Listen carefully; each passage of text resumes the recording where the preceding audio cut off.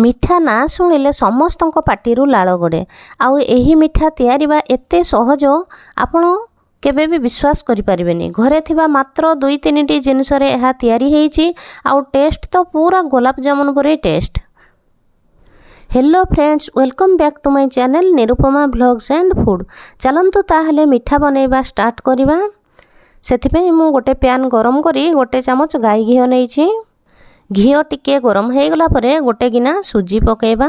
सबु जिनिस आपण माप करिबा पई गोटे गिना बा कप सेट कर नेबे।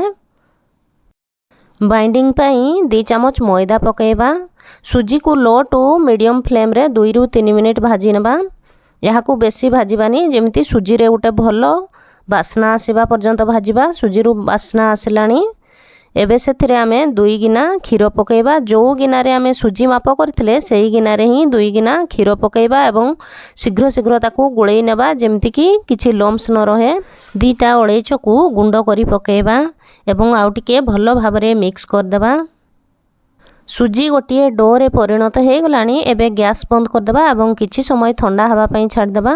गोटे प्लेट को बाहर करी 2 चमच गाई घी देई ताकू भलो भाबरे अटा चकटिला परी चकटि नेबा।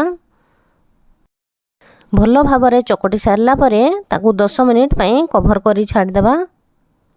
एबे चलंतु चीनी सिरा बनेइबा। गोटे पात्र रे मु गोटे गिना चीनी नेइछि। सेही गिना रे ही गोटे गिना पानी देइछि। 2टा अळैच को छेचिकी पकेबा। आधा पिंच फूड कलर पकेबा। एठी आमे सिरा को गोटे तार किंबा 2 तार करिबानी। हाथ को टिके तेल किंबा महू परी अठा अठा लागिले गैस बंद कर देबा। चीनी सिरा आमर रेडी हो जाइए। गैस बंद करी ताकू कवर कर देबा। एपटे आमर डो को आउ टिके भलो भाबरे चकटी नेबा। बेलना पिढ़ारे टिके घी लगेई नेबा एवं एही सुजी गुला को आमे 2 भाग कर नेबा। हाथ रे एहा को भलो भाबरे गोल करी ताकू टिके मोटा आकार रे बेली नेबा।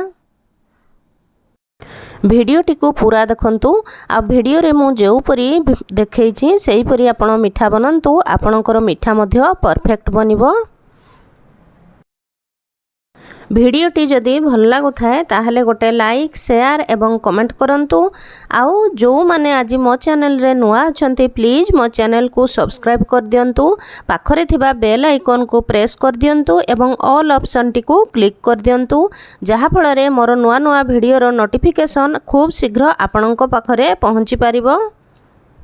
बेली सारिला परे एहा को आमे चारिपट काटिदेबा एवं निज इच्छा अनुसार मिठा को आपण शेप दे पारबे। मो एठारे स्क्वायर शेप देइछि। देखंतु मिठार मोटेई एतिकी रखिबे।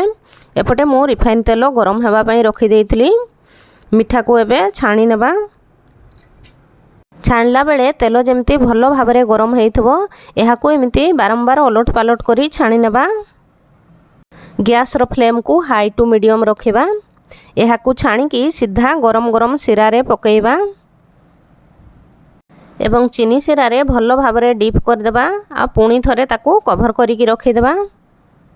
एही परी भाबरे आमे सबु मिठा तक छाणी नेबा। छाणीला बेले बारंबार ओलट पालट करूथबे नहले मिठार कलर सबआडे समान आसीबनी। एहाकू मध्य चीनी सिरा रे पकई भलो भाबरे डीप कर देबा एवं आधा घंटा पई कवर करी छाड़ी देबा। देखंतु आधा घंटा परे मो एठी कवर काढी नेछि। सबु चीनी सिरा को मिठा टाणी नेछि एवं मिठा फुलिकी आउ टिके बड़ बड़ साइज रो हो जाइछि। देखंतु मिठाटी एठी केते सॉफ्ट आउ पूरा रसीला हेछि। खाइबा को एहारो टेस्ट पूरा गुलाब जामुन परी। देखंतु एठी मु गोटिए मिठा काटिकी आपन को देखौछि। मिठाटी केते सुंदर पूरा रसीला हेछि। एहा को घरे थरे निश्चय ट्राई करंतु। एहा बनेइबा मध्य खूब सहज एवं मात्र घरे थिबा 2-3टी जिंस रे एहा तयारी हेइ थाए।